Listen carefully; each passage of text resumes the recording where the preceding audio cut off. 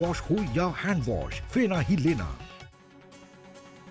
आपको बता दें कि गठबंधन हुआ है, निषाद पार्टी और भारतीय जनता पार्टी के बीच गठबंधन हुआ है उत्तर प्रदेश में आम चुनावों से एन पहले। गोरखपुर से जो सांसद हैं प्रवीण निषाद, वो जिन्होंने झटका दिया था उत्तर प्रदेश के मुख्यमंत्री योगी आदित्यनाथ जब तक सांसद थे, गोरखपुर का प्रतिनिधित्व करते थे, और उसके बाद जब भारतीय जनता पार्टी को झटका लगा यहां पर उपचुनावों में, जब योगी आदित्यनाथ ने मुख्यमंत्री बनने के बाद अपनी सीट को छोड़ा और वहां पर चुनाव हुए, उपचुनाव हुए उस सीट के लिए, तो प्रवीण निषाद चुनकर आए थे। लेकिन आज प्रवीण निषाद खड़े हैं भारतीय जनता पार्टी के साथ।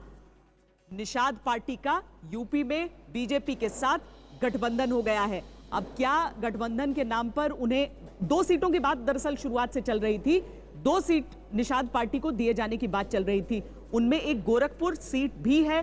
क्या ये फैसला लिया जाता है, क्या गठबंधन की जो बातें हैं वो इस मुद्दे पर आकर जुड़ी हैं कि 2 सीटें दी जा रही हैं निषाद पार्टी को? गोरखपुर से क्या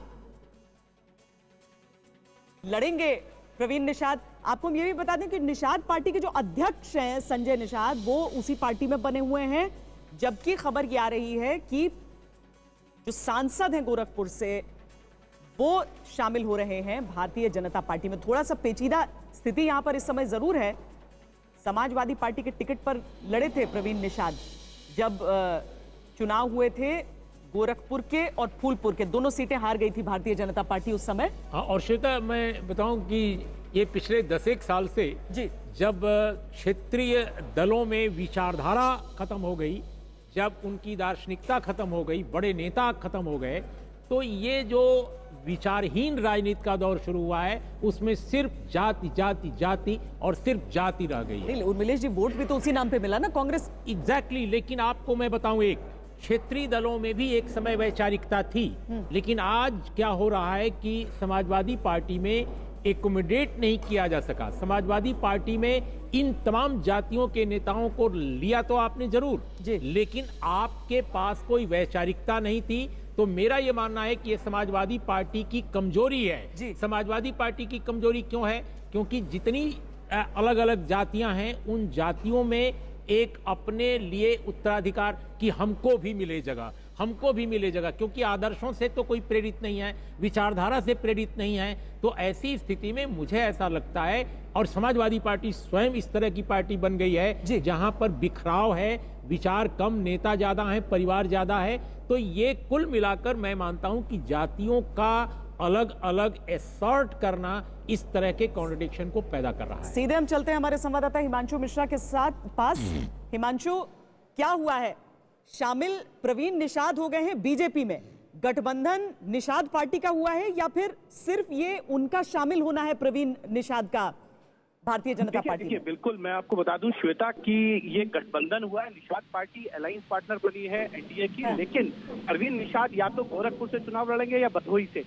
ये अलायंस इसलिए किया गया है क्योंकि गोरखपुर में जब योगी आदित्यनाथ मुख्यमंत्री बने थे, उसके बाद उन्होंने सीट खाली की थी। चुनाव में बीजेपी को हार का सामना करना पड़ा था, मुख्यमंत्री की सीट को बीजेपी हार गई थी।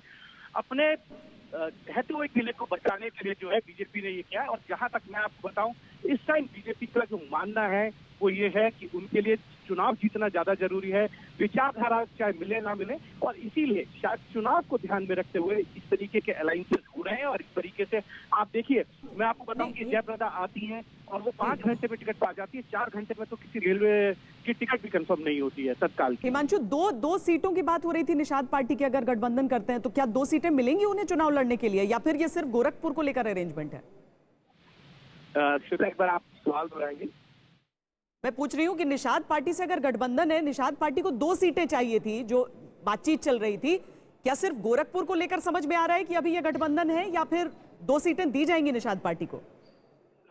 सीटों को लेकर शायद बातचीत हो चुकी है, लगभग एक ही सीट जो है दी जाएगी निषाद पार्टी को, भदोही या फिर गोरखपुर। लेकिन जहां तक हमारे सूत्र बताते हैं कि गोरखपुर से बीजेपी का ही कैंडिडेट होगा, और जो प्रवीण निषाद हैं वो भदोही से बीजेपी के कैंडिडेट जो होंगे। पार्टी का मर्जर नहीं हुआ है, सिर्फ संगठन है, लेकिन टिकट बीजेपी का होगा और प्रवीण निषाद जो है वो बीजेपी के सिंबल पर चुनाव लड़ेंगे। लेकिन जब इस तरीके के गठबंधन की जरूरत पड़ती है तो कहीं ना कहीं ये कहा जा सकता है कि बीजेपी को डर है कि गोरखपुर जो पिछले 35 साल से बीजेपी का गढ़ रहा है, उसमें जिस तरीके से उपचुनाव के अंदर पार्टी को हार का सामना करना पड़ा था, गठबंधन के सामने यही परवीन निषाद थे जिन्होंने बीजेपी के कैंडिडेट को हराया था। तो कहीं ना कहीं बीजेपी को ये देखना था कि अगर गोरखपुर हारते हैं तो उसका इम्पैक्ट बहुत दूर तक होगा, और इसीलिए चलिए मंशु, बहुत धन्यवाद इस पूरी जानकारी के लिए। दरअसल ये भी भारतीय जनता पार्टी को परखना होगा कि प्रवीण निषाद के नाम पर वो वोट मिले थे या इस नाम पर वोट मिले थे उन्हें